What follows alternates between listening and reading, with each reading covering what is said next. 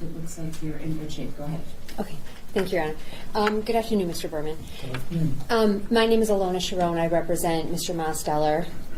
I have more questions than I thought I would, but some of them are very quick, and I want to make sure I'm understanding in parts of your report, okay, and what facts are important to you and not important to you. If I use any phrases or words that you think I'm not using correctly, or there's a better word that I could use, will you please correct me? Certainly. Okay. So I'm going to ask you, I'm going to start off with just some questions of observations that you make in the report, okay? And if you need to take a look at the report, please just let us know, okay? Sure. Okay.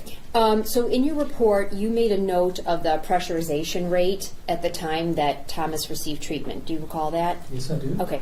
Do you have any concerns about whether or not that pressurization rate was safe and appropriate? It was perfectly normal. Okay.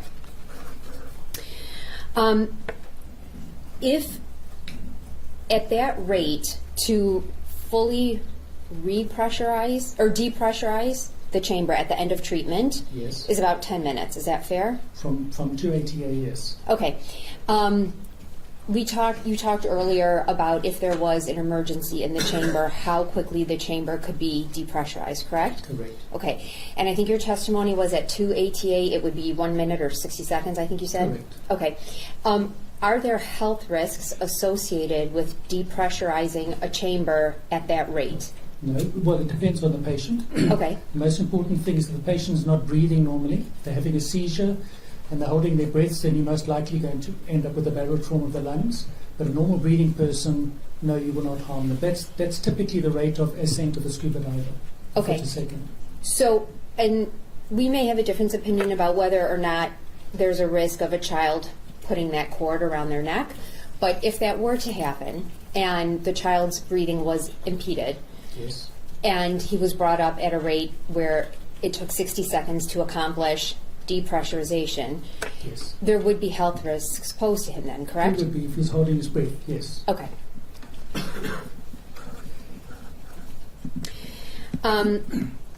So you watched a video of Thomas from the time he got into the chamber, from the time of the fire, correct? Yes. Okay.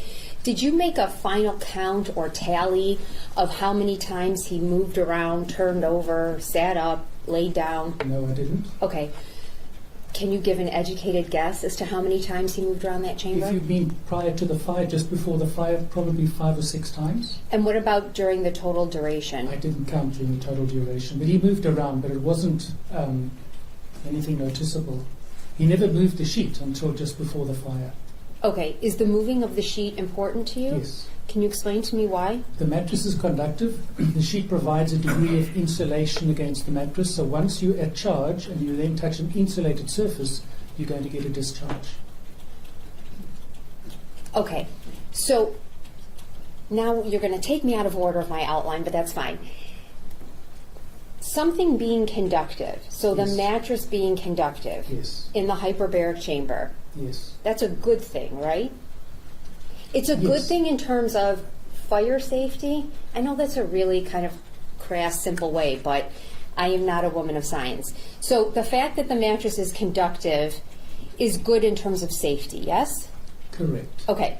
And if I wanted to lessen the risk of static electricity, I would want to make contact with a conductive surface. At all times, yes. Okay. And now you're saying that you observe on the video, and I agree with you, that prior to the fire, a portion of the sheet is moved away, Yes. or just shifted. It's exposed to the mattress, yes. Thank you, sir. And Thomas's body comes in contact with the conductive mattress. So his knee goes towards the mattress, but before you can actually freeze the frame, you see the spark, and that means you don't know whether he really touched the mattress or not. Okay. So there is an open question in your mind if he comes in contact with the mattress before the fire. Correct. Okay. If he did come in contact, because you're saying that you're not sure. But you can't freeze the frame close enough. Yes. Sure.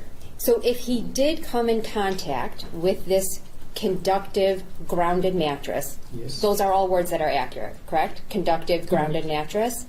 Correct. Okay. That would ground him to the chamber? Yes, but it's too late. Well, it's too late if you're assuming that, I guess this is a question. It's too late if you're assuming that he never actually makes contact with the mattress. If he's within 1 or 2 millimeters of the mattress, it will discharge the energy. So before you physically touch the mattress, that's when the discharge occurs. Okay. So if you can be super fast in femtoseconds, then maybe you can catch it before it turns into a spark, but that's not realistic. I don't even know what that word means. Many, many zeros in terms of seconds. A fraction of a second. In minuscule amounts, yes. Okay. Okay. You talked a little bit in your report about the action of the tech who was caring for Thomas, right? Yes. And I think you're a little bit critical of, although given the nature of the event, you understand her reaction, you're a little bit critical that she didn't do what she was supposed to do. No, I observed her doing an emergency drill of some sort, so my criticism is of the drill, not of her behavior. Sure.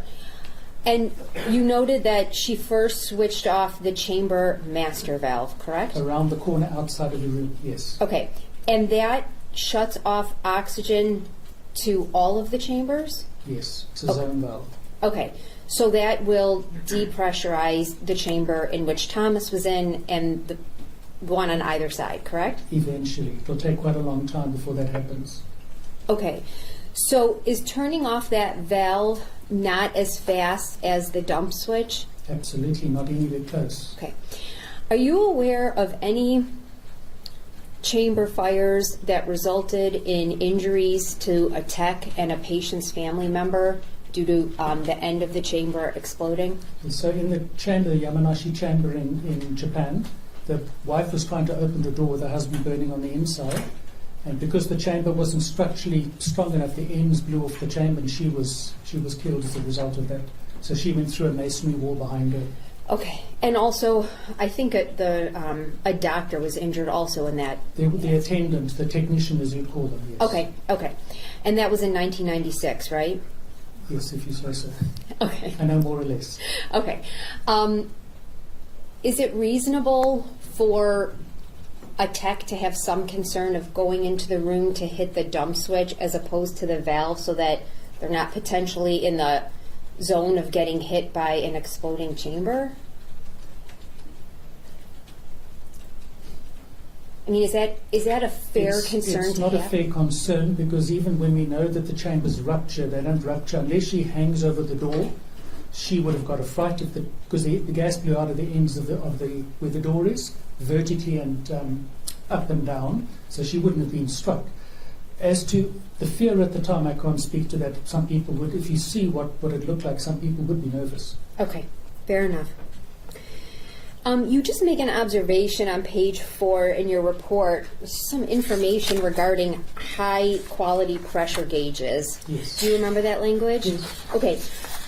I just wasn't clear as to what the relevancy of is that supposed to be a criticism towards the gauges at the Oxford Center, or it's just information? So the relevant information is high quality gauges, we call them life support gauges, don't have a needle at the bottom where the 0 point is, and they are theoretically meant to be able to be rotated 4 times. And we actually watched in the video, you can see the pressure gauge starting to rotate, which I was trying to determine what the maximum pressure would have been at which time the seals blew out of the chamber. So yes, it is relevant. Is it a deficiency in the chamber? No, it's absolutely what's meant to happen. Okay. You also noted that the ventilation rate was set at 125 liters per minute. That's is that correct. Okay. Is that a safe and appropriate? It's perfectly safe. It's the intention is to get rid of the humidity and keep it cool on the inside of the chamber. And they range between 80 and 400, so 125 is a good figure to stick at. Okay. All right. So while you're at the Oxford Center on February 5th, you tested the grounding of the chamber. Correct. Okay. You said someone else brought the multimeter, but you actually conducted the testing. Somebody bought a calibrated multimeter, and we used the multimeter that was at the center. Okay, so you're using the one that's at the center then. Correct. And then there's a different person who brings a separate one. Correct. Okay, all right. Thank you for clearing that up. So how did you test well, let me ask you this. You tested and you determined that the chamber is in fact grounded. Correct. Okay. So do you have any question as to whether or not the chamber was grounded on January 31st of 25? I have no doubt it was grounded. Okay. And when you checked the grounding of the chamber on February 5 of this year, do you check several parts of the chamber? Yes. Okay. What parts are those? So I checked the chamber itself where the grounding is at the back, then I checked the front of the chamber where the test ports are, and then I tested the rails, those metal rods that were referred to yesterday, and I tested the actual stretcher itself again. Okay. And everything was grounded the way it should be? Correct. Okay. Now, were you not able to test the mattress due to the damage to the mattress? Correct. Okay. Do you have any doubt as to whether or not the mattress would have been grounded on the day of 1/31/25? No, I have no doubt, unless the centre changed it out with some unknown mattress. No, I wouldn't see any reason why they would. Okay. I don't know if this is a stupid question, but is the mattress grounded because it's grounded itself or because it's on a gurney that's on rods that's attached to the chamber that is grounded? So Do you get the question? Ground really means the ground.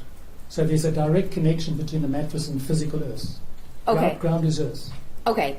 So, thank you for that. So, each one of those parts of the chamber that you just said was grounded upon your testing on February 5 Yes. Is directly attached to the earth Correct. through the bolt in the back. Correct. And that's how it's supposed to be. That's how it's supposed to be. Okay.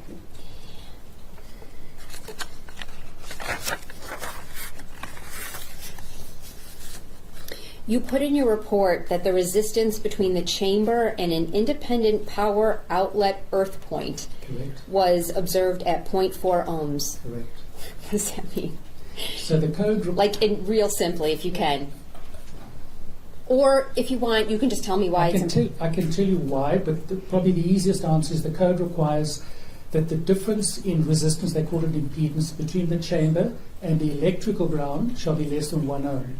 The chamber is grounded to the earth through what they call the building ground, and we're just correlating that the two grounds are the same. Okay, so am I correct, going off of what you just said and your observation in the report, that the reading that you received was 100% acceptable? Correct.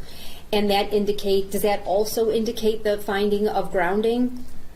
So the only grounding we need is if the chamber itself is grounded to earth. The reason for the electrical ground testing is purely safety. If something electrical comes in contact with a person, you want that ground to be the same as the chamber is grounded. So it's an electrocution safety requirement, not really relevant to a chamber, but one is completely satisfied that the system in the building was as it should be. Okay. And then we've already talked about the mattress.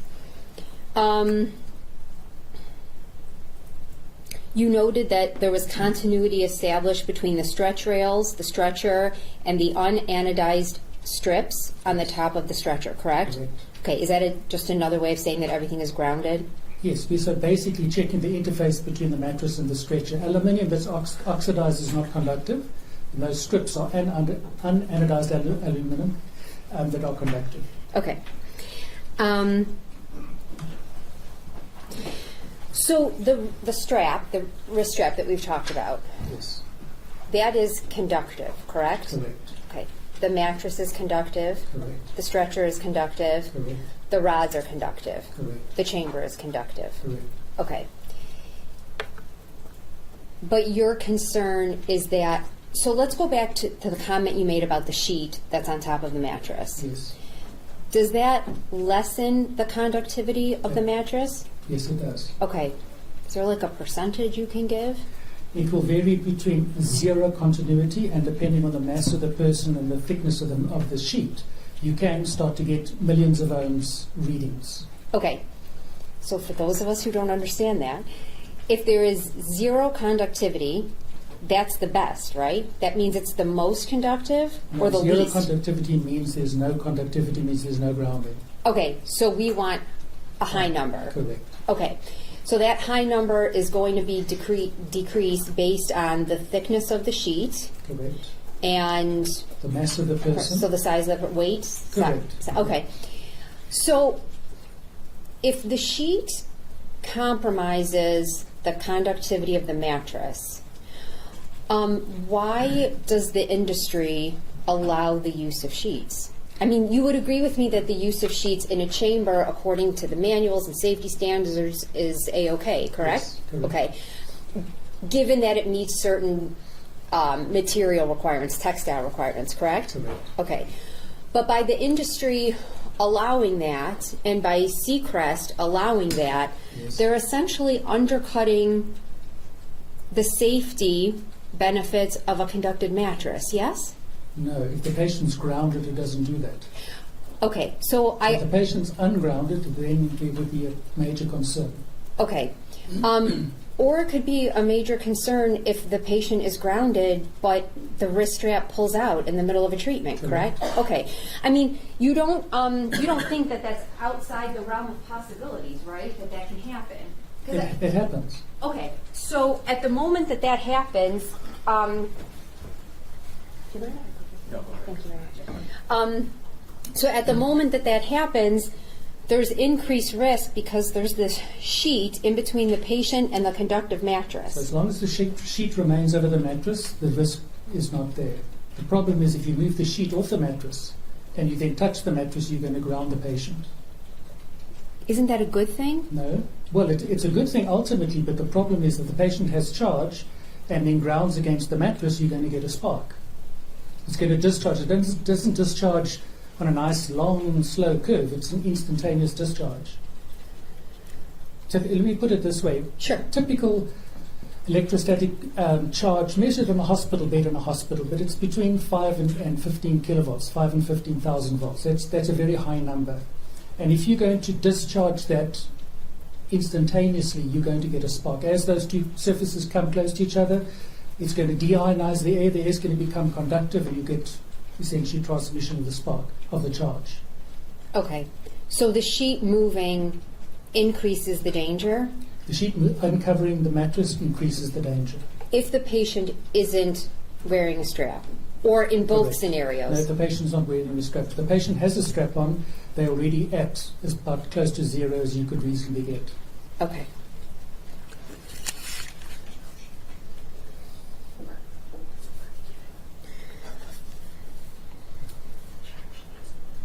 So, is it, if I'm someone not wearing a strap and I'm getting treatment in the chamber, Yes. I'm just trying to bottom line it for myself, is it more or less safe to have the sheet? I would say if you're ungrounded, in other words, you don't have a strap, you should lie on a bare mattress. Very uncomfortable, you're going to sweat, perspire, but you should then be on a bare mattress. That would ground you. Okay, so if I'm not wearing the strap, it would be better for me to be on an unsheeted, uncovered The mattress. bare mattress, yes. Okay. But your problem here, not your problem, but your concern here is that there is a sheet that gets moved, Correct. and so when the sheet moves, that causes the static charge? Well, you get some static from the sheet moving, but the bigger concern is exposing the grounded mattress. I guess that's what I'm struggling with. So Why if- exposing something So the grounded? mattress is grounded, Sure. there's a sheet, so the patient's not in contact with the mattress. The patient generates static electricity for a variety of reasons. Sure.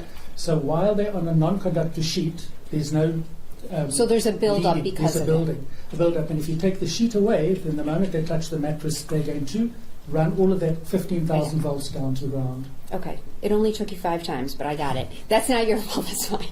Okay. So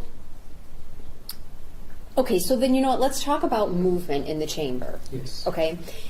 There's no safety manual instruction, not from NFPA, UHMS, if I'm saying them wrong, please correct me, Correct. that says that a patient shouldn't move in a chamber, correct? There's no stipulation, no. Okay. And there's no requirement that the tech tell the patient, hey, don't move around when you're receiving your treatment, correct? There's none that I've ever seen, no. And certainly for a child Thomas's age, I mean, he's a small little kid, there's a lot of room to move around in that chamber, correct? Okay. I guess I'm kind of at a loss about why the safety gods do not have some instruction about the danger of movement and the need to minimize movement, knowing that movement increases static electricity. Does that question make sense? It does, but that's why you wear a grounding strap. Okay, so you don't disagree that everything I've just said increases risk, correct? It does. If the patient's moving around excessively, it increases risk. Okay, As long as they are not they're grounded, then it's kind of a moot question. okay. But again, I mean, you've just stated a few minutes ago that these grounding straps become unattached. Correct. That's, I guess I don't know if you want to call it common or uncommon, but it certainly happens. It's uncommon. Okay. We don't. As the witness said yesterday, in the mainstream field, and I'm not judging what types of people do what types of treatments, but in mainstream medicine, you generally don't treat people with hyperactivity for hyperactivity, so you wouldn't expect it to happen. In mainstream hyperbaric medicine, patients are usually ill with some condition, so they tend to be More sedentary? Yes. In this particular case, the child was very active. Okay, so is there any safety manual, safety instruction for techs or people who train on safety that says if you're going to provide treatment to a child, you need to take measures to restrict movement, No, there's nothing that says that. despite the fact that that movement increases risk? If you're grounded with a grounding strap, the point of departure is there's no increased risk. Your point is the strap can come undone, which is true, and in that case, the appropriate action of the tech is to bring the chamber to the surface. The fastest of which is a minute.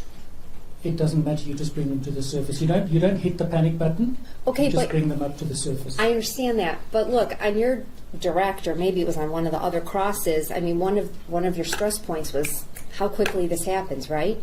If you're in an emergency, you need to bring the patient up because there's a fire or a cord around their neck. You'd want to bring them out as quickly as possible in 60 seconds. If you leave the rate control where it is, it's going to take 10 minutes to come to the surface. Okay, my point is though, if I'm a child and I'm in the chamber and I pull that wrist strap out, Yes, okay, correct. 60 seconds could be 59 and a half seconds too long. Correct. Okay. Yeah.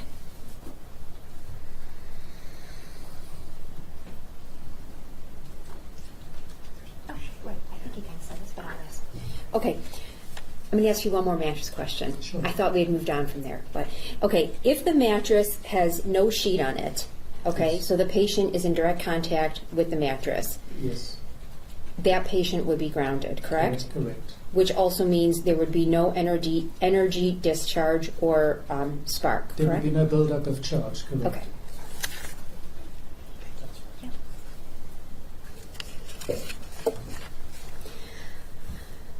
Okay. You noted at the scene that the ground test wire was unplugged, but that wasn't really of consequence to you, correct? No. And one assumed that No. the fire department had done something to.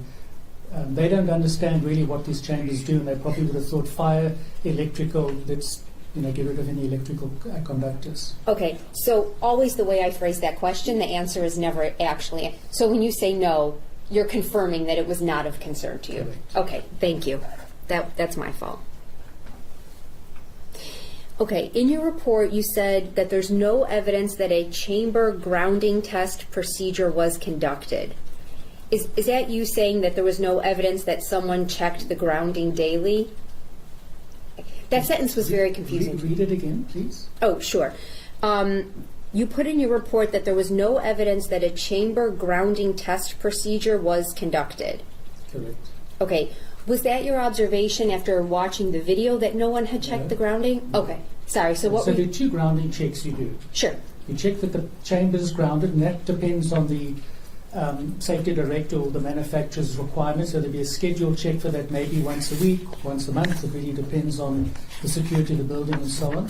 And then the patient grounding, which is checked before each treatment commences with that specific patient. Okay. So when you're making that observation in your report, Yes. was it your observation? I mean, were you trying to communicate that the grounding of the chamber, in your opinion, hadn't been checked the day of Thomas's treatment? No, that wasn't what I said. Okay. So my primary. That's why Yeah. I'm just trying to clarify. I'm not trying to trick you. Oh, so you want the answer? Yes. So my answer focused predominantly on the child being grounded before the treatment commenced. Okay. I sort of differentiate between the two tests. They're two separate tests. Okay. Can I just ask a question? Of course, Judge. And when you're talking about that process, that was one of the three that you described previously, but it included putting the grounding strap on and then different tests that you would complete to ensure that the grounding of the patient was complete. So this is the pause, safety pause when you would check that? Yes. Okay. So is it just separate, so a completely separate test, but it was relative to determining if the patient was grounded? Yes, And you relied upon, I thought you described 3 different processes. There's 3 steps that you would check. The patient is the right patient, they have nothing on them that is contraband, and that they're grounded. The third part, Yes, they're the patient is grounded. That included this process of having the bracelet on, and then either you could press the button, you could give them the other device. So it was one of those 3 options Yes. that you would have to follow to Correct. complete that third prong of what you just described as the safety clause. That's correct. Okay. Okay. Thank you. No, of course, Judge. So we talked a little bit already that if you were caring for a patient during a dive and there was some type of emergency with the wristband, you would immediately terminate, correct? Correct. Okay. Does the mattress, and I think I'm asking a previous question but just with some different wording, does the mattress provide a high impedance conductive pathway? Are you referring to what it says in the code? Because there are 2 answers to the question. Yes, the mattress does have a very high impedance, so a lot of resistance to current flow to earth. That's correct. Okay, that's a good thing? Yes, it's a good thing. Do you want me to get really technical now? Why it's a No, good thing? because it's going to... It just makes sure that you've got grounding. So if there is a static charge build up and you're touching the mattress, doesn't matter what the resistance is, you're going to bleed that down to earth. And If the you're reason touching the If mattress. you're touching the mattress. Yes. Okay. Can you give me a very simple definition of high impedance?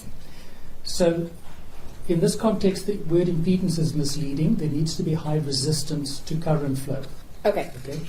So what you really don't want to do is have a high current flow, which would be harmful for the person that's now leading the charge to ground. You want it to be in microamps, not in amps. You want it to be less, not more. Okay.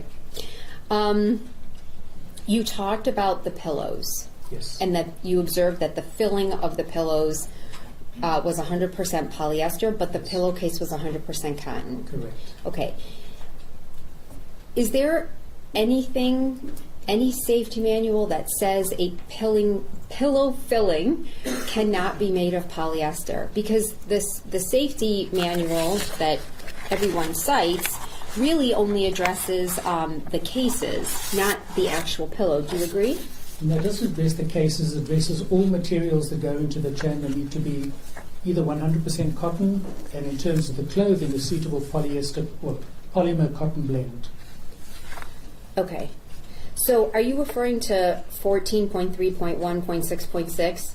You need to read whatever that says. Yeah, I can never remember what book this is from. NFPA 99 chapter 14. Yes, thank you. May I approach, Judge? Yes, you can. Thanks. The numbering system is very confusing.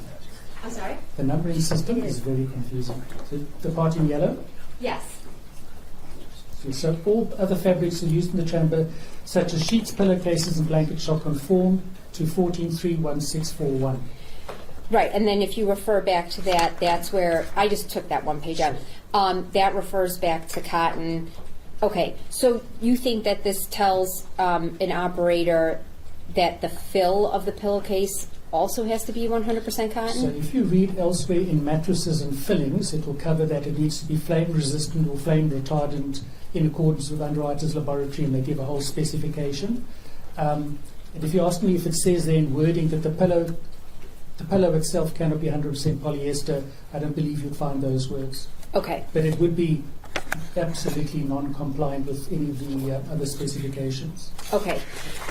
When you were testifying on direct, and sometimes you talk kind of fast, so I had to write as fast as I could.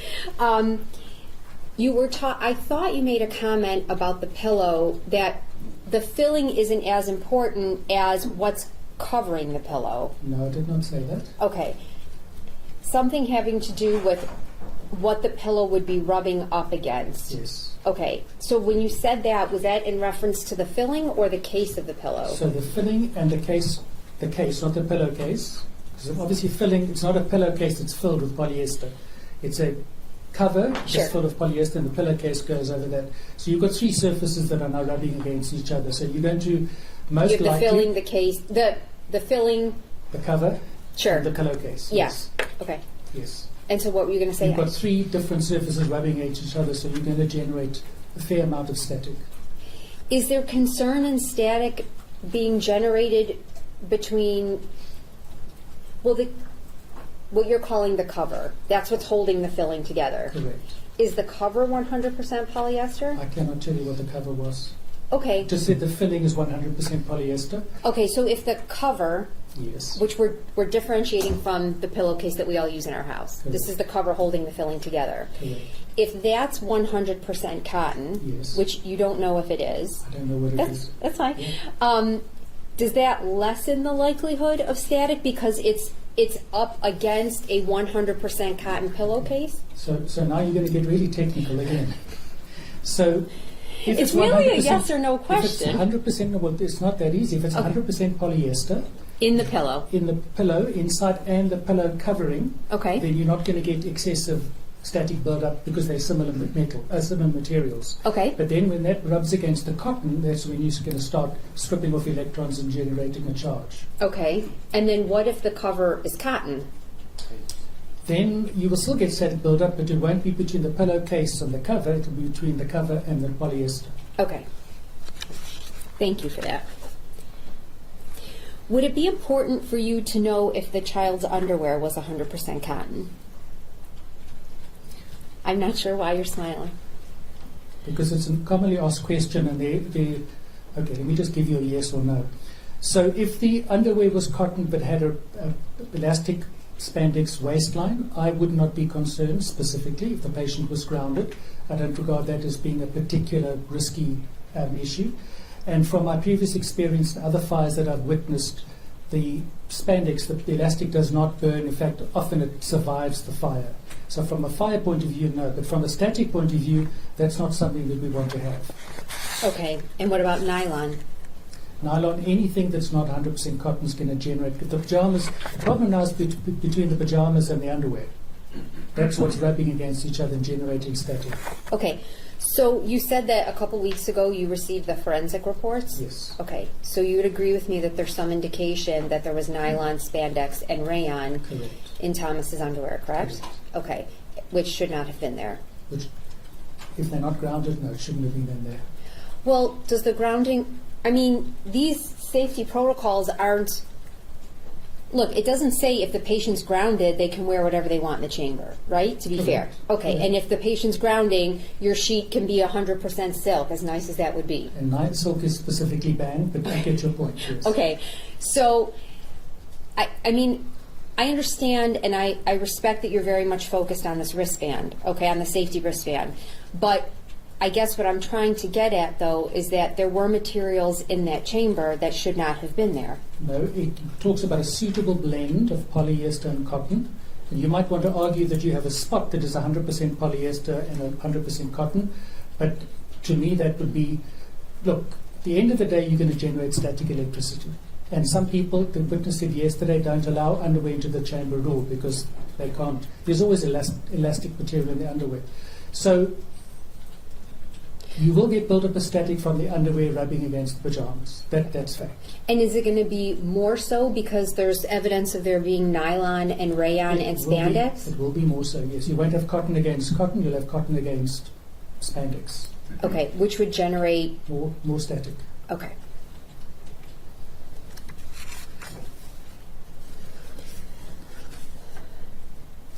I have another question. Yes. Is it fair to say that the dissimilarity between the materials is really what is generating the likelihood of the static? So you'll know that's one of the causes of static, yes, called the triboelectric effect. It's two dissimilar materials touching each other. So this somewhat provides for an explanation for perhaps some of the changes that came about and what is recommended for materials that can be worn into the hyperbaric chambers. In 2024, they were making a determination Okay, that goes back. That's not, I don't believe that's correct. You need to look at the previous NFPAs. I don't know whether it was 2018 or 2021. But yes, we made a change. The various reasons behind it, one of them is that the material itself, if it has some polyester in it, tends to hold its form and doesn't form fluffs. And the problem is when cotton develops a piling, it becomes theoretically possible to burn faster. Ah, okay, so different reason that you Different need to reasons, change. correct. But the balance of what I'm hearing you say is that the differences in material, the dissimilarities between material that may touch Surfaces. each other, the surfaces. Yes, When you have differences in the material, this is likely to increase correct. the potential for the electricity or the static. For the static to build up, for a charge to build up, yes.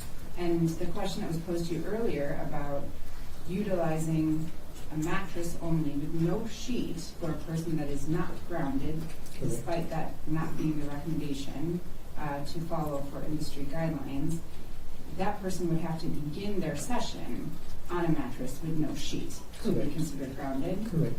You couldn't have all of the movement and then the change from high energy on the person to low energy on the mattress that is grounded. That's still going to give you the static. So in Yes. order to just have the benefit of being grounded by the mattress, it would be no sheet for the entire session. Correct.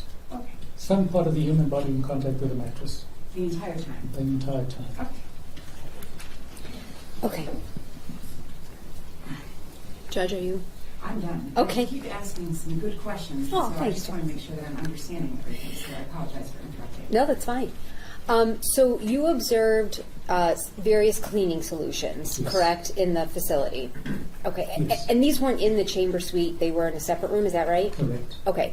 And one thing that you kind of pointed out in your report was hand sanitizer with 79% alcohol, correct? Correct. Okay. Was that of concern to you? So the theory is that if a technician used the hand sanitizer, it was on their hand, it was still wet, they then touched some bedding inside the chamber, you would then leave residue of alcohol behind. That's the concern. Okay. So the general recommendation, certainly that I give, is that if you have a hand sanitizer, it should not be in the chamber room. So how, after a fire like this, Yes. is there any way to test and determine if there was residue of alcohol on anything, or is everything consumed by the fire and there's no way to know? The alcohol would disappear the fastest. Okay. It would be gone, unless you were using some form of, I don't know, drinkable alcohol where there was some sugar or something left behind afterwards. No, the alcohol would have evaporated and burned. So you would never know if there was a flammable substance in the chamber because it would be consumed by the fire in the chamber. So if you're asking if you're there and you put it in, you wouldn't know, yes. If you have to walk a long way across to the chamber and then there's time before the patient goes into the chamber, then it would have evaporated by then. But I always make that observation because Wait, there is a can I source. stop you? Yeah. I don't like to interrupt you, but so if I'm the tech, Yes. okay, and I'm, about to retrieve a patient, Yes. and I do a quick, and then I go, before I get the patient, I go to the chamber and, organize the sheets or whatever. Yes. Is that an issue? Is that Yeah. potentially an issue? So when you say retrieve the patient, you mean get them to put them in, not retrieve them from the chamber. Thank you. Yes, to start Then, treatment. yes, if you had excess alcohol in your hands, that is a concern. That's why I make the observation. Of course. Okay. But we don't know, No. there's no way to know now post-fire if there was any type of hand sanitizer residue in that chamber, correct? Okay. And the tech should know that anyway. But I I was looking for anything else flammable that could possibly have been on the sheet. Okay.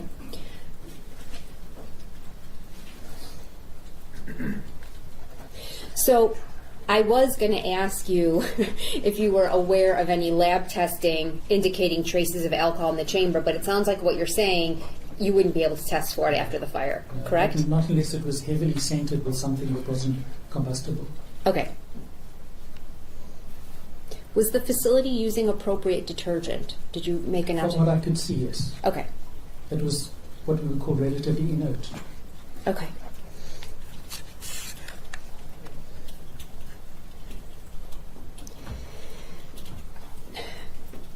You talked with Mr. Gleason about humidity, right? Yes. Okay. And that it's quite simple to humidify the inside of a chamber? It is. And that would make it safer? It would.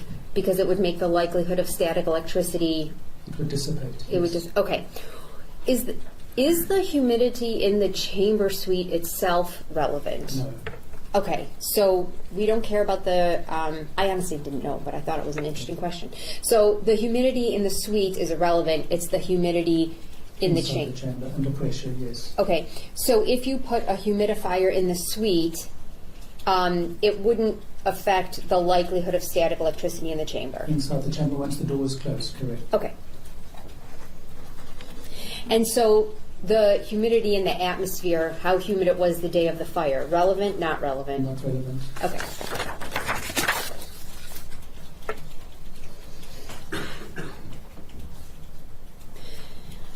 Okay, now I'm going to try to ask you some questions, and we're going to see how this goes, because you're familiar with this article by Steve Wood regarding static electricity.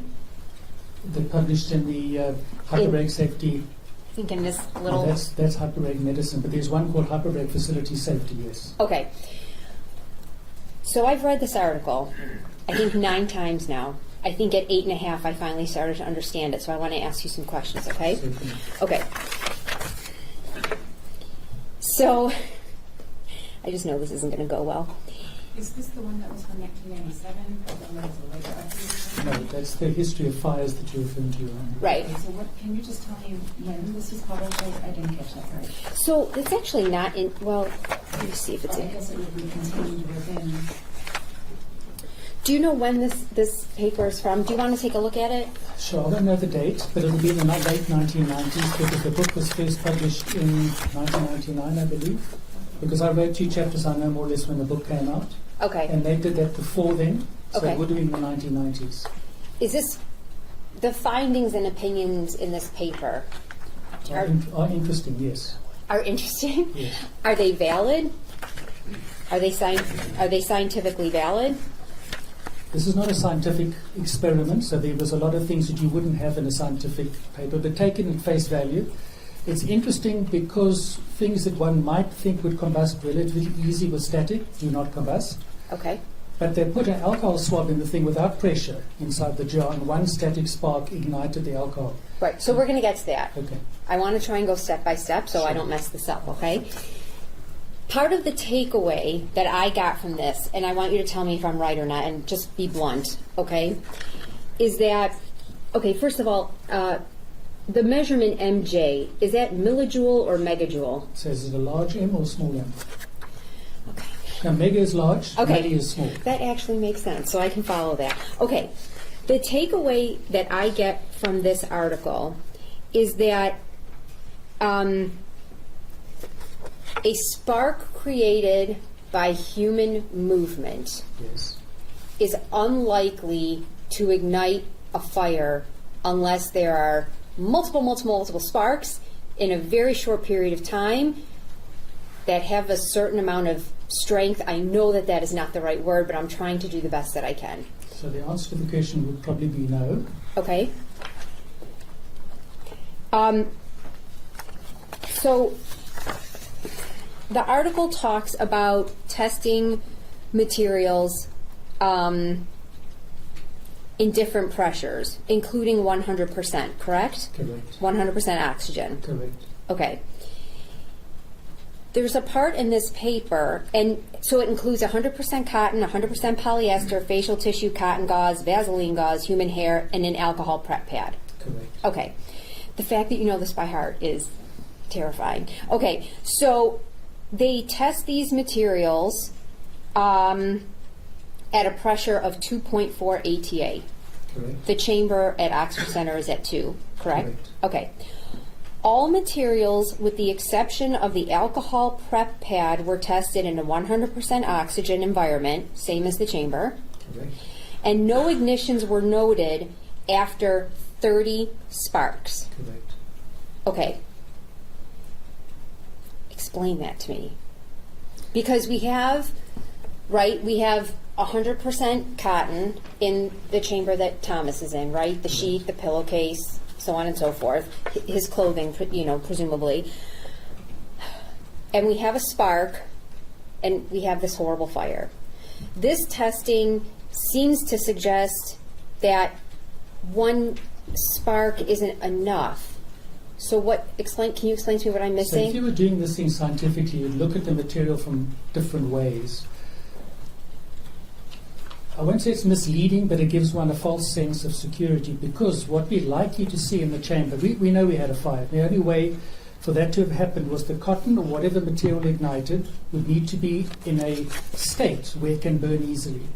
And the answer to that question would be, if you pile the cotton, if you have cotton with fluffs on the outside or little fibers sticking up, in the presence of oxygen, under pressure, those fires have a, pardon me getting technical now, a minimum ignition MIE? minimum ignition energy of around about 20 millijoules. Cotton without brushed cotton has an MIE of 800 millijoules at normal temperature without oxygen. So we have a gradient, but it is highly unlikely that cotton would typically explode as it did in the chamber, unless there were fibers sticking out of the cotton as being the beginning of the fuel source. Okay. I want to go back to something you said at the beginning of that answer. Sure. Actually, no, because I wrote that part down, so I'm less likely to forget it. So, I'm sorry, did you just say it's unlikely that cotton would ignite off of one spark? In normal circumstances, normal, dense, woven cotton that you'd expect to have in pajamas should not ignite with one spark in the presence of oxygen, correct? Okay. I don't know if this is a stupid question. How do you know how many sparks were in the chamber? We only saw one. Okay. So, and you said that the article would give someone a sense of false security. Correct. A false sense of security. Correct. Okay. Is it your opinion that a reasonable takeaway from this article is that a single spark in a 100% oxygen chamber Yes. is unlikely to cause a fire? Unless there is volatile vapor or something that can burn easily, correct. What is volatile vapor? So when you take an alcohol swab as an example, and my concern about alcohol, at room temperature, alcohol evaporates and forms a flammable vapor. So that would be one example. Can I interrupt your question? Sure. Is there any, because I think this is an easier way to get to it, is there any evidence that there was a volatile vapor in the chamber that Thomas was in? As far as I'm concerned, no. That's what I went to look for. Okay. So, if I'm a tech or safety director or someone who works in hyperbarics, and I'm aware of this article, Yes. okay, because we know that this was located at the Oxford Center, that's how I know about it, and also for my client, but a reasonable takeaway is an understanding that a single spark will not ignite 100% cotton. Should not ignite 100% cotton. That would be a reasonable takeaway, yes. Thank you. That went better than I thought it was going. It's not an easy article to digest if you're not scientific. Okay, I want to ask you a couple hypotheticals, okay? Well, actually, you know what? Let's talk about, it was referenced as an experiment. I'm going to call it a test. Video that you saw of Mr. Mosteller, correct? I have not seen the video. Oh, you haven't? No. Okay, so how do you know about it? It was mentioned in testimony yesterday, and the police had mentioned, I think the Attorney General mentioned to me during one of our discussions that there was a video showing. Okay, but you've never seen it? I've never seen it, no. Okay. Tell me again what your understanding is of what's in the video. Okay, my understanding is that there was, firstly it was taken outside of the chamber, on chamber equipment. But And what? outside, it was taken outside of the chamber. Yes. I cannot validate, I didn't see it, but that's what I've heard. Okay, can we stop there? Sure. Okay. Do you agree with me that when you are checking the grounding of a chamber, that check is done outside of the chamber? Are you talking about the patient grounding? Or are you talking No, I'm about talking about checking the grounding of the chamber, like pursuant to the Seacrest manual. Correct. That can be done anyway. Anything's affixed to the chamber, you can do it outside, inside, under pressure, without pressure, yes. Okay, so if you're checking the grounding of the chamber, Yes. that's a 100% valid way to do it, correct? Correct. Okay, so then what else is your understanding of? The major part of the understanding was that the patient, the Test subject? test subject Sure. was lying on a mattress that was not covered with anything, lying on a bare mattress. Okay, so let's say myself or Mr. Mosteller took a reading of a test subject Yes. on the mattress, and there's a sheet in between. Yes. Okay, so what reading would you have to get? And the test subject is holding the probe to his hand, like the Yes. palm of his hand, okay? So what would that tell you? What would the reading on the multimeter tell you? Hypothetically now. Yes. Okay.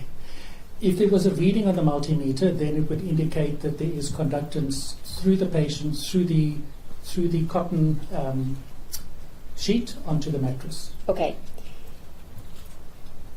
Depending on what the result is on the multimeter. Correct. And what would the result have to be? Well, if the result was 0 with an L next to it, it means there's no conductivity. Typically, the result I would expect would be in millions of ohms. So 10, 20, 30, but it's not going to be a constant reading. It's going to, depending if the person moves, it's going to change. Okay. So you'll get some conductivity, then you'll get none. Then you get some, then you get none. So if a multimeter reads at 4 point something, Yes. what is that measurement? Well, I don't see the scale, but I'm assuming it would be mega ohms, millions of ohms. So if the reading is 4.3, Yes. that's how much? Sorry. 4.3 million, 4,300,000 ohms. Okay, Yes. and that's okay or not okay? That's fine. Okay, so if myself, hypothetically, put a subject on a sheet, on a mattress, and the subject is holding the probe to his palm, Correct. and the reading on the multimeter is 4.3 Something, yes. or 4,300,000 ohms, that indicates that the patient is grounded? In case the patient is grounded, yes. Okay, so does that mean that there are alternative means to ground a patient? There are alternative means to ground a patient, yes. Okay.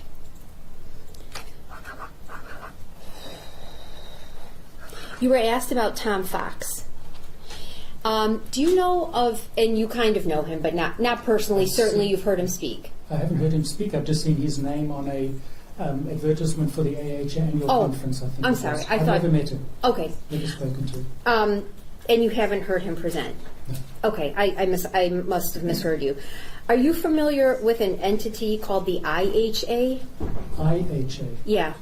Well, it will be International Hyperbaric Association, I'm imagining. I know the AHA. No, I know the IHA, yes. You do? They Okay. came and presented at one of our meetings. What do they do? As far as I understand it and get all the reading, they are essentially an association whose focus is on treating people with conditions that are outside of the mainstream conditions. In other words, they believe that... The off-label? Yes, Okay. I'm always apprehensive in using the term, but the non-accepted indications, yes. They Okay. believe there's validity in treating children and other people, and they support that. Okay. Is that something that you don't support? Honestly, I have no opinion on what people treat people for. My only opinion, my role in the industry is to make things safer. Does the IHA, I understand that you're saying that their focus is what we have called off-label, but that they're also concerned with safety? Do they deal with safety, if you know? I'm only hesitating because when you speak to them, they promote safety, and I've seen after the Troy accident they were really promoting safety. The problem is that they don't understand what safety means because they're using chambers in the main that are not safe chambers. So it's The IHA is? are endorsing chambers that are not safe chambers, yes. And why do you say that? Because I know what the chambers are. They use a range of what we call soft chambers. Those are chambers that inflate when you put pressure inside them. They use a range of hard shell chambers. These are not engineering terms, but steel chambers Okay. without the necessary safety. They don't comply with NFPA 99 and they don't comply with PDH01 either in terms of design and construction. Were you ever asked by anybody at the Troy PD or the Attorney General's office if the IHA was a reputable entity? Okay. And were you ever asked anything about Tom Fox No, I've never heard the name until today? until yesterday. Yes. Okay. You said that you didn't see any evidence of something being taken into the chamber. Is that correct? Correct. Okay. Is it possible, and I don't know, is it possible that something could have gone into the chamber and just been entirely consumed by the fire? It is possible. Okay. So you can't say with 100% certainty. I don't believe there was something in the person who went in, but no, one can't unless you see evidence. You can't make that statement. No. Okay. Do you think there should be a regulation requiring a certain level of humidity in the chamber? I have to tell you, your smiles when I ask questions makes me feel like you wouldn't be a great poker player. It's okay, I don't gamble, so Okay. it's fine. I think it makes sense. It adds a level of complexity, and then the question is going to be how much do you need to put in there? I'm sorry, it makes sense that there should be a It requirement? makes sense that there should be a requirement. It would make it better. It would make it safer, yes. Okay. But you'd also have to look at many different parameters. If you have a large person inside there, you want the opposite, because they're going to fog the chamber up. If you have a small person like an old lady sitting there in the chamber for a problem wound, you'd want to have some humidity in there. It's very dry. Okay.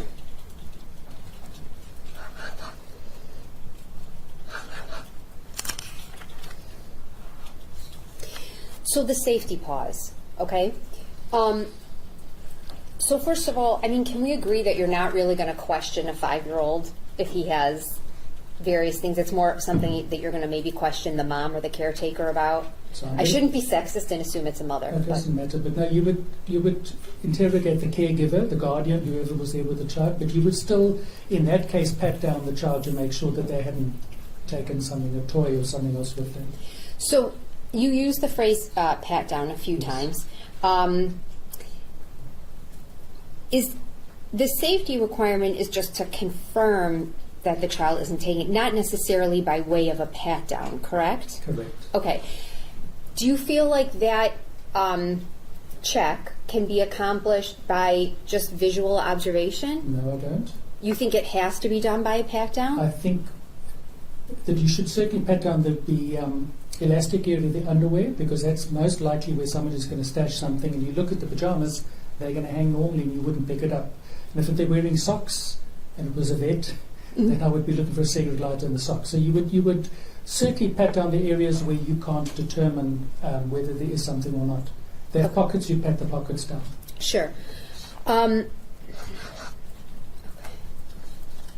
You made a comment on direct, but I was only fast enough to write down part of it. But the quote that I got, and I think this was verbatim, is that it will find some grounded surface. And I think you were talking about static electricity. Is that true or no? Do you remember saying that? So anything that's charged is going to, I won't say look for, but if it finds a grounded path, it's going to conduct through the grounded path. And we say look for, meaning it, I guess you could say actively looking for, because it doesn't like to hold the charge, but it means if it encounters, if it comes across, it wants to go to ground. The Okay. charge wants to go to ground. Okay. I just thought of something. So is the static electricity, is it on the person? Is it on the blanket? Is it on the sheet? What is it on? It's a combination, depending what's touching what. So if the cotton is touching the patient, then the whole body would be charged, the cotton as well as the patient. The patient would conduct more because a patient is relatively conductive. Okay. Cotton is less conductive than a person. We know a person's conductivity can be between 0.4 400,000 ohms, and some people with dry skin maybe up to 6 million ohms. So it varies with the person. But it should be more conductive than the material. So the path is going to tend to be through the more conductive part. Which would be the human body. Correct. Okay. I'm almost done, I promise.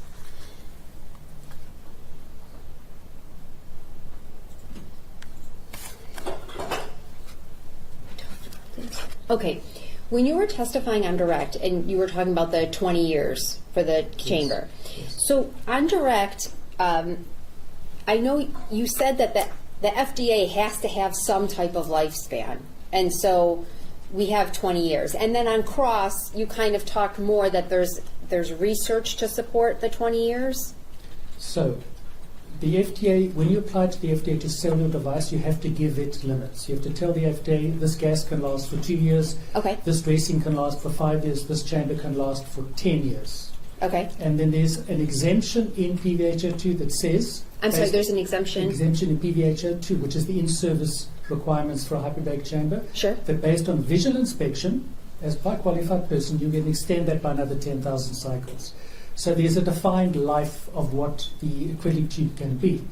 Now, the research you're referring to was physically pieces of acrylic put out in the desert in Texas, so you know that the temperature and the ultraviolet radiation is going to be exposed to. And then they were destructively examined to determine whether their strength at that time varied from the strength in what was new. And there was a reduction, so it became weaker because of ultraviolet breaking down the molecular chain, the polymer chains. So it got weaker, but not significantly weak enough to cause us to be concerned. Okay. And you would agree with me that the environmental conditions that it was subjected to is not likely to be replicated in a chamber suite in Michigan? Okay, so let me go back a step and correct myself. Okay. So in the case of a protected environment, meaning a building out of direct sunlight without getting up to the temperature that the window is rated to get to, which is typically 50 degrees Celsius, whatever that is in Fahrenheit, 120 something. In a protected environment, based on visual inspection alone, you can extend the life of the tube to 20 years, yes. Okay. You commented, though, so there's research to support, and this is a question, not a statement, there's research to support that 20 years is the lifespan, or that's just kind of the number we put on it? So we know that at 20 years, we don't have reason to be concerned. We don't have reason to. Correct. Okay. But you also commented that there's no research to prove, there's no research to disprove that 20 years should be the lifespan. So it's entirely, I'm sorry, you said correct? Correct. Okay. So it's entirely possible that these chambers are totally fine to operate 25, 30 years out, correct? You want to ask me my professional opinion? There is no lifespan on acrylic. You have to observe it. Okay. If you observe it and you start to see breakdown, changes in the acrylic, that's the time. If you want to test it, you can, but that would be the time to change it. Okay, so let me ask you this. If Seacrest comes out to maintain a chamber, okay, and, well, before I get to that, this 20-year mark, everything Or you... 20,000 cycles. So, right, that's what I was going to get at. The 20, on the same wavelength, the 20-year mark, everything you just said about that, does that translate to 20,000 cycles? So 20 years or 20,000 cycles, whichever comes first. Okay, I guess what I'm asking is there any evidence to suggest that after 20,000 dives or cycles, that the chamber is crap and unsafe? If it's been operated within the parameters of the pressure and the temperature, then there's no evidence to support it would be unsafe. Okay, and then you would just be relying on visual observation. Correct. Okay, so if Seacrest is coming out to service a chamber and they say, okay, we're not going to service a chamber because it's hit 20,000 dives, Cycles, yes. that's just really arbitrary if they haven't made other independent observations that the acrylic doesn't look right or that they can see damage, correct? So they're following the ASME PVHO2, which says 20 years. But if you want to know again my personal opinion, they do not have evidence to allow them to extend that. All they can do is they can base their decision on, it's their decision, and secondly, there is no data to support that the window at 30 years, say, would be equally strong. So but there's also no research to disprove it. Correct. And that's why you say, and that's why you kind of agree that there's no basis for the 20 years, 20,000 cycles. I have no professional concern, Okay. but I'm not a manufacturer and I don't carry the liability that the manufacturer carries. Okay.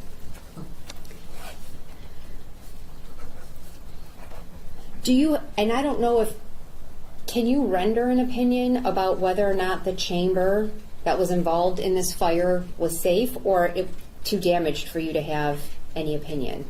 Was safe for reuse. Yeah. Okay.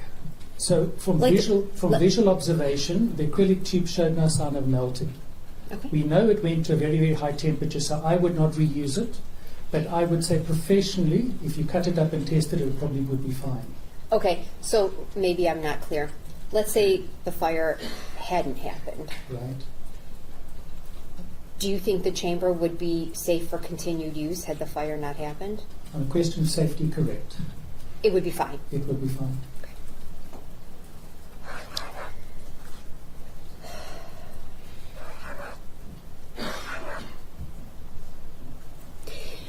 Okay, I think it was Mr. Gleason, I can't remember, who referenced that article about the history of fires in Hyperbaric. 73 analysis of fires, yes. Okay, and so there's several fires that are attributed to static electricity, correct? Correct. Okay, every single one of them has an asterisk by it, correct? I don't know. Okay, I'm not looking at the document. May I approach, Your Honor? Yes.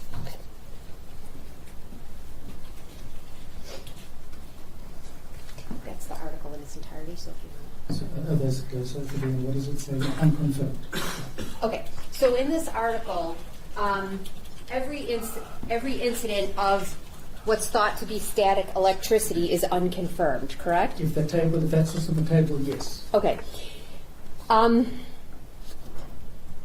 I guess my question is, and I know we haven't really gotten to the point where you say you think static electricity caused this fire, but just generally speaking, it seems to me that static electricity is kind of what I would call a rule-out diagnosis. That A differential diagnosis. yes, thank you. See, you're much more sophisticated. That if you can't pinpoint an actual cause, you default to static electricity. And I'm not attacking that. I just want to know if that's kind of... Correct. If you rule everything else out and you're in 100% oxygen in a monoplace chamber, then the most likely cause, and obviously depending on other evidence at the time, the most likely cause would be a static discharge. So if it's not electrical, it's not flow, it's not a heat source, it's not some other form of metal failure, then the only other reasonable conclusion you can draw is that it would have been static. So it's not that you have any hard and fast evidence that it's static electricity. It's just that you can't find anything else. And I'm not trying to be critical No, about that. that's I'm just correct. okay. That's correct. That then you just default to static That's electricity. correct.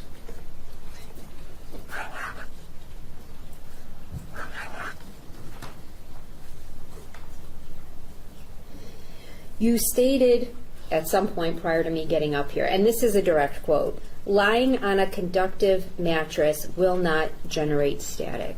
Is that correct? Correct. Okay. Is there anything else?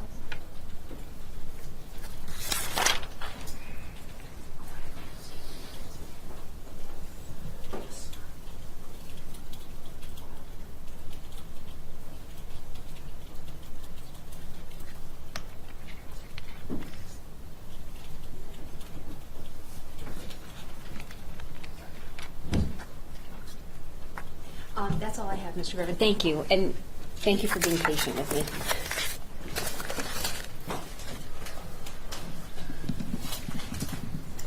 Mr. Burman, I'm going to go in reverse order. Ms. Sharon just asked you about a differential diagnosis. Yes.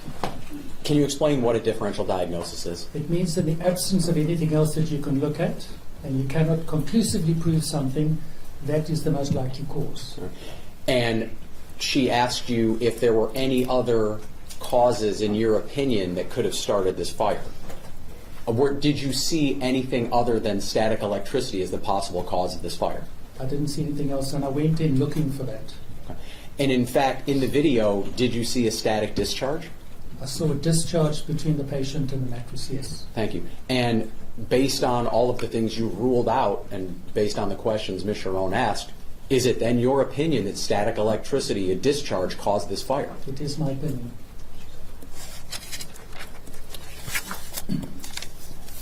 Going back to some of Mr. Gleason's questions, he asked you if you were being compensated by any manufacturers or anything like that as your work here? That's correct. I'm not actually compensated by anybody for being here.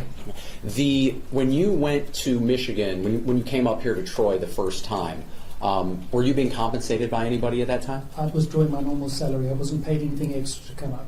And when you say drawing your normal salary, I took paid leave right, to come up to Troy to spend a day or two here. right. And at that time, the Attorney General's office of the state of Michigan was not paying you for your opinion, were they? No. When you wrote the report that's going to be at some point admitted, were you being paid to draft that report? No, I was not. You said when Mr. Gleason was asking you questions, when you were asked, it is impossible to extinguish a fire in a Class B chamber. Do you recall that? Yes. All right. Is that why safety is so paramount? Because once a fire starts in one of these chambers, it cannot be extinguished? That's exactly why.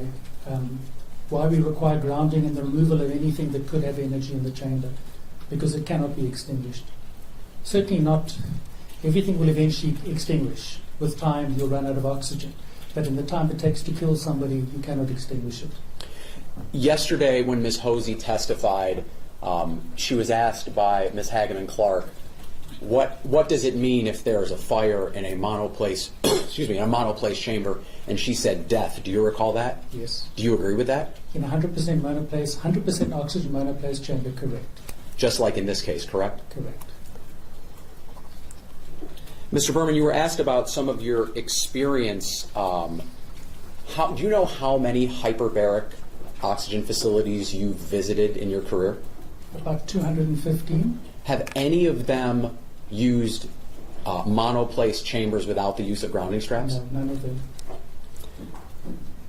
Mr. Gleason asked you about your report, if it was based on any reliable principles or experiments. When you drafted your report, was it based upon, you mentioned a number of times the laws of thermodynamics. Yes. Okay. Is that part of what went into your report? So what went into the report is what we know exists in the NFPA documentation, 99, 77, 53, and in ASME PVH01. Now that information I have available to me. The mathematics is straightforward, basic, first year university mathematics. There's nothing difficult in that. We might disagree there, but go ahead.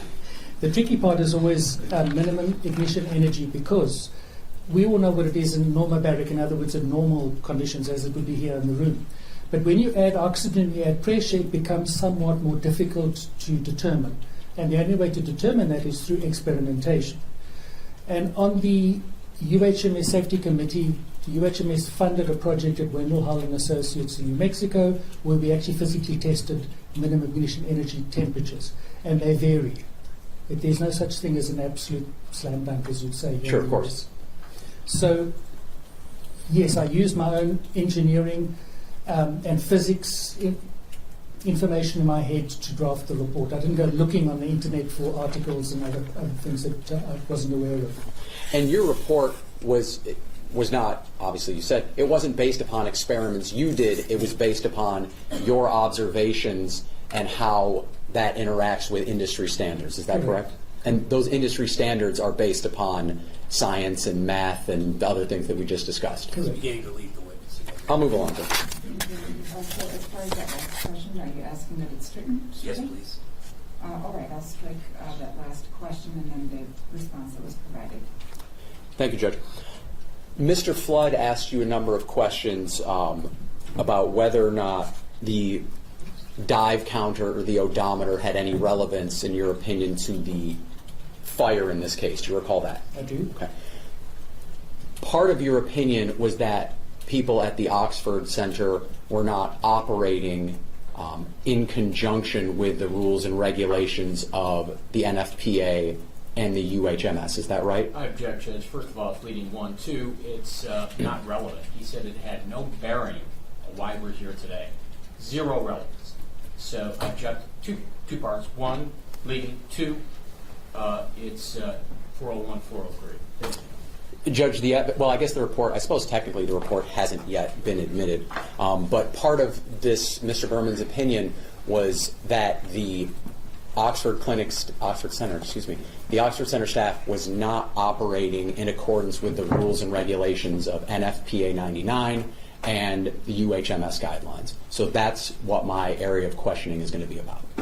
That's not why we're here. We were here, he was giving us, as it relates to the conditions of the, and he just got into, actually, unfortunately, the causation.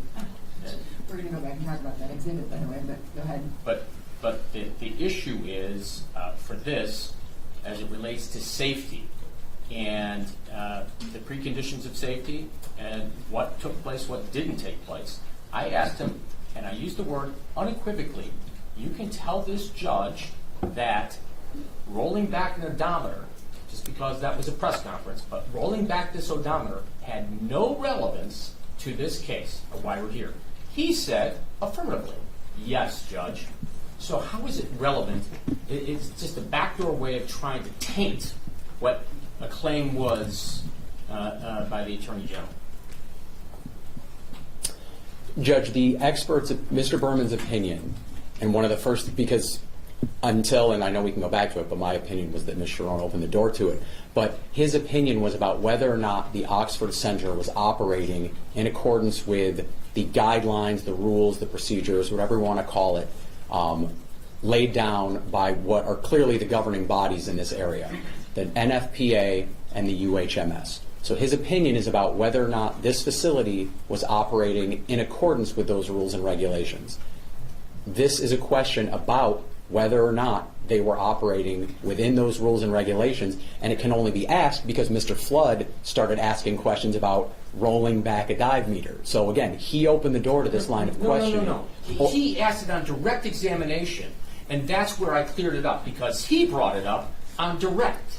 And I wanted to clear it up on cross-examination for you, Judge, because that's, I think, a misleader, way out over here. Look at it as a Jedi trick, because it has no bearing on why we're here. The safety concerns is what this expert's all about. And he told you unequivocally this has no bearing on the safety of what happened to this young boy. Period. Now you want to bring this in? That's not even close to being relevant why we're here. Judge, I think the issue is that what is very obvious based on the testimony of some of the other witnesses is that there was a general culture of disregarding safety protocols that weren't limited to Thomas Cooper. You heard Ms. Hosey testify yesterday that all kinds of people were treated in contravention to the rules and the guidelines that we've talked about. Other patients weren't wearing grounding straps. There wasn't time for safety pauses.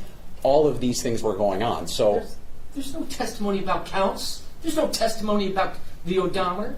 And the fact of the matter is, he's just trying to, because he believes another witness is going to try to come in here and testify later on, and he wants this witness to bootstrap that testimony.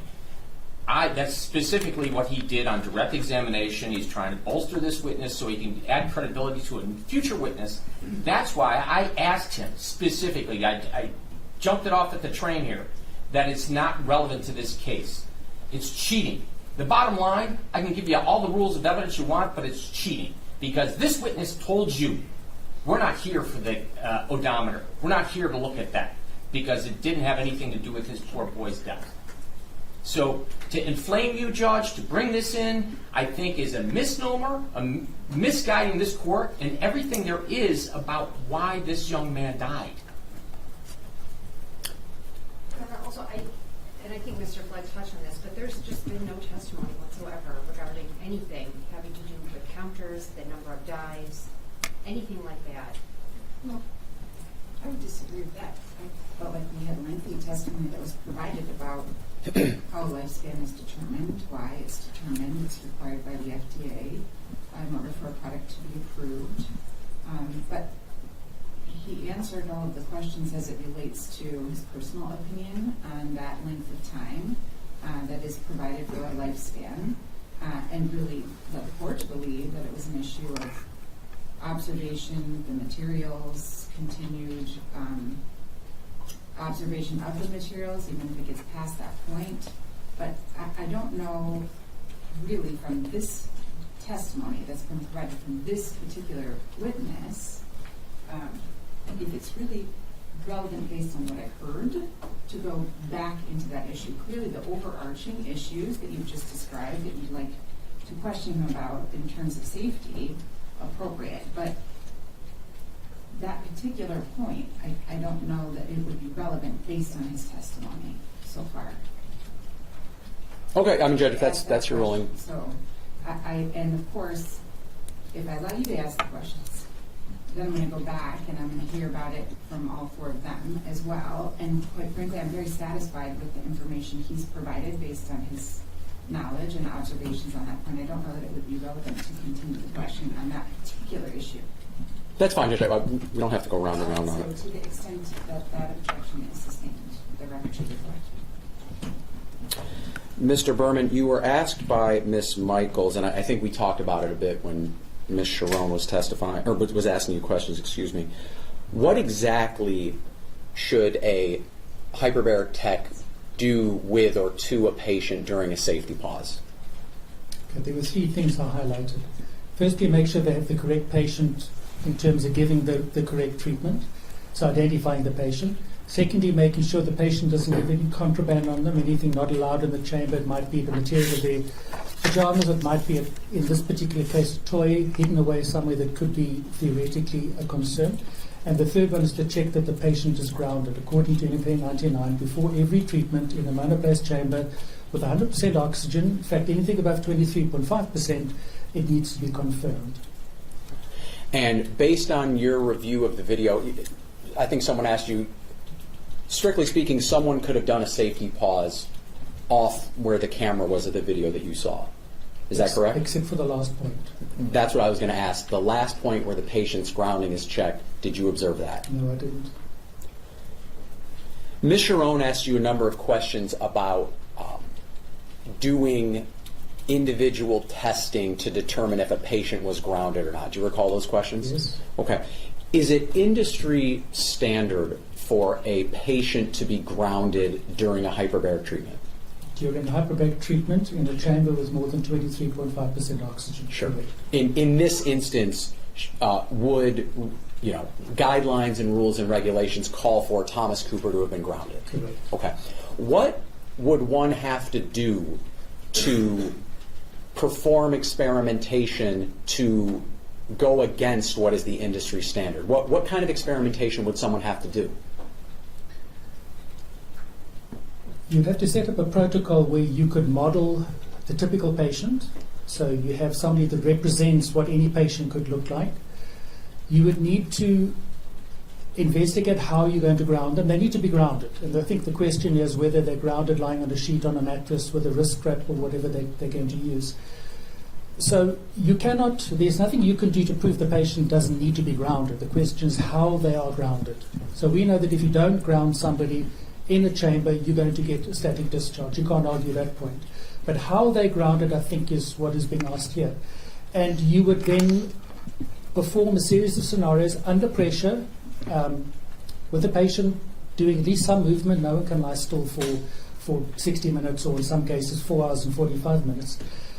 You need some movement, and then you would need to use some people call it a mega-ammeter, an electrical field meter. It's not that easy to measure static electricity charge, because the moment you put a voltmeter on there, you're going to get discharge, and you don't want to get charge.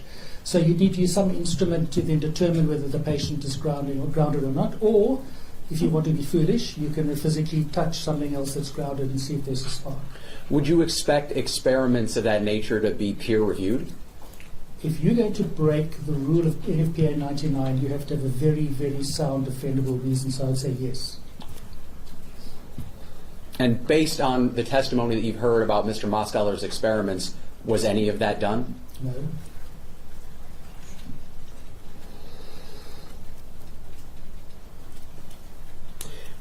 Ms. Sharon asked you about what would happen, or I think Ms. Michaels maybe as well, asked you about what would happen if a grounding, not the wrist strap, but the cord either came off the chamber or it came off of the wrist strap. Do you recall those questions? I do. And you said that a dive, someone would have to be depressurized, they'd have to be resurfaced, Yes. and then would the grounding strap have to be reattached? You obviously investigate why it cannot. If something's loose, you need to replace the actual strap around the wrist. You would then reattach it, and then you go back to pressure and start the next section of the treatment from where you left off.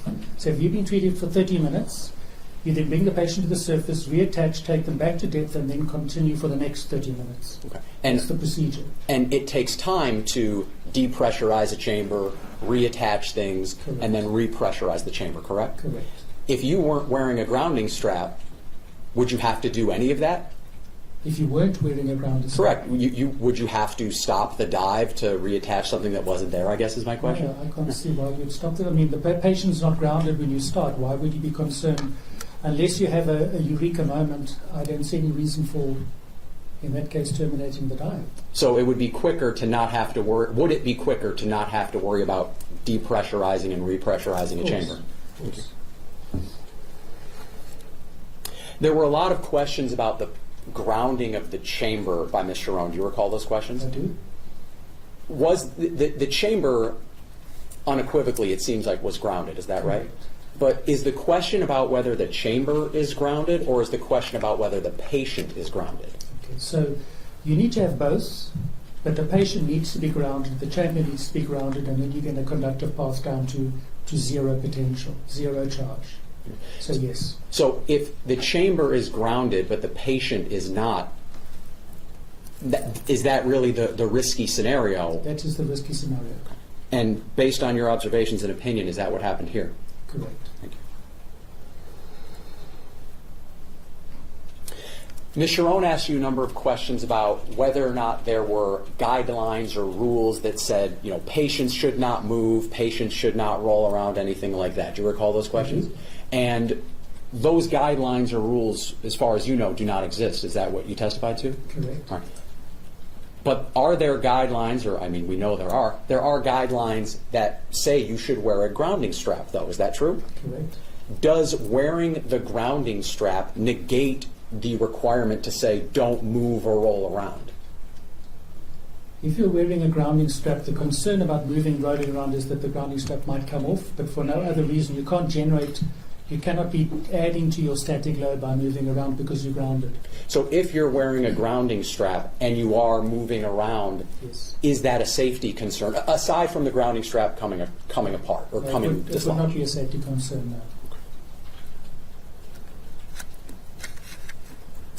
You were asked about the inside of the pillow Yes. by Ms. Sharon. She asked you if you, and I'm sure someone will correct me if I'm wrong, she asked you about the fact that the pillow was 100% polyester on the inside. Correct. And correct me if I'm wrong, but did you say that you wouldn't recommend doing that, or you wouldn't put a patient in? You're making a face right now. Would you have a patient in a chamber with a pillow that was 100% polyester on the inside? No, I would not. Why not? First of all, it can burn very easily. Secondly, because of the loose pile, you can accumulate a lot of oxygen there that's not going to come out even after the treatment. It generates static electricity, so you've got fuel, you've got oxygen, you've got energy, so your possibility of generating a spark is much higher. Of course, the pillow itself, if it's lying on a sheet, is not grounded, so it'll generate static, most likely pass on to the patient, but unless it hits the bare, ungrounded mattress, it's not likely to spark on its own.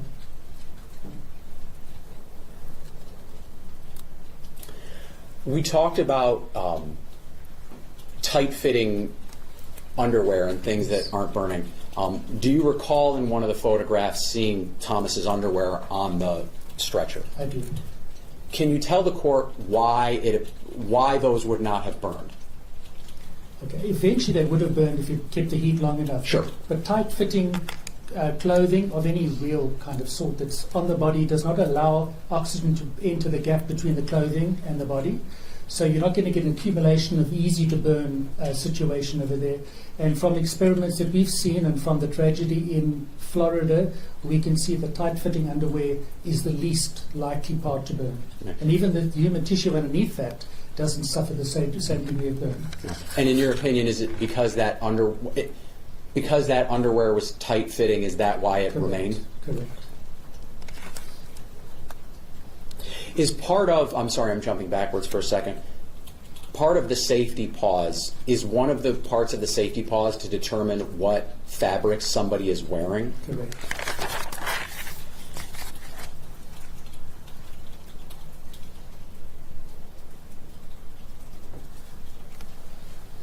There was talk about 20 years, 20,000 cycles, and can a chamber last longer than those years or those numbers? Do you recall those questions? I do. Okay.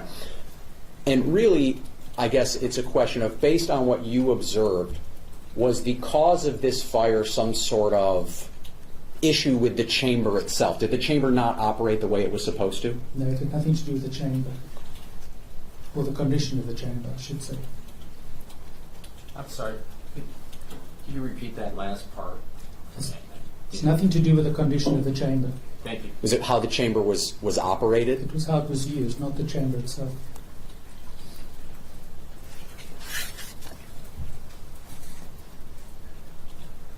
Thank you, Judge. Thank you. Do I have any other questions? On your questions? No. I have a couple questions, Okay, just based on the redirect. okay.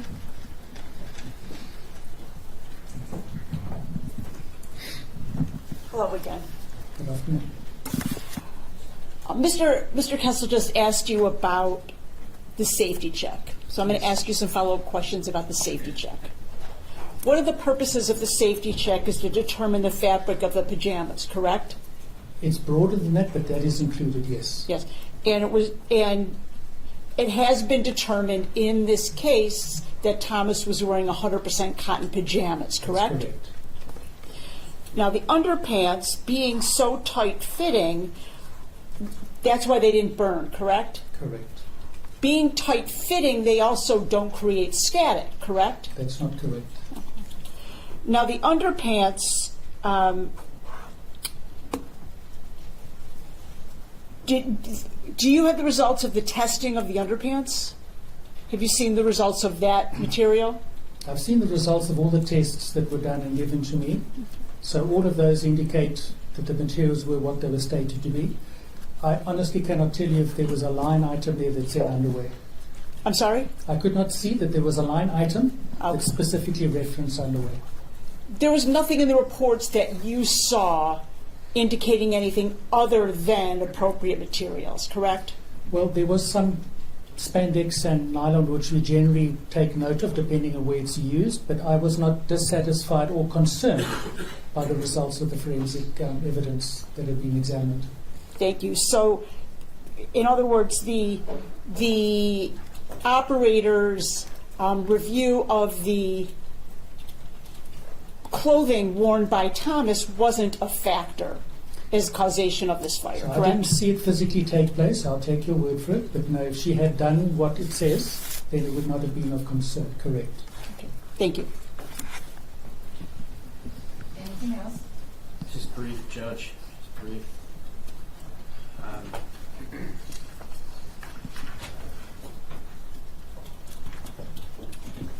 Sir, I just want to clear up a couple things that Mr. Kessel brought up on redirects. You're not an arson investigator, correct? No, Okay. Do you know what a mass spectrometer is? yes. Have in any of these cases, with regards to the study that Mr. Kessel brought up and a couple other of my colleagues brought up, the 73-year analysis, you know what I'm talking about? Yes. Were in any of these a mass spectrometer used to determine whether or not there might have been some alcohol, a swab, or anything? I cannot tell you. I need to reread it. It's been many years since I last read it. I would be surprised if it had been, but I'll have to read it to give you a definitive answer. It's not a problem. Thank you, Judge. I have no other questions. Thank you. Anything else for this witness? No, Your Honor, thank you. Thank you. Thank you. Do you have anything else? No, thank you, Judge. All right. The witness will be stepping down. I guess, Judge, we maybe need to figure out how we're going to handle the report.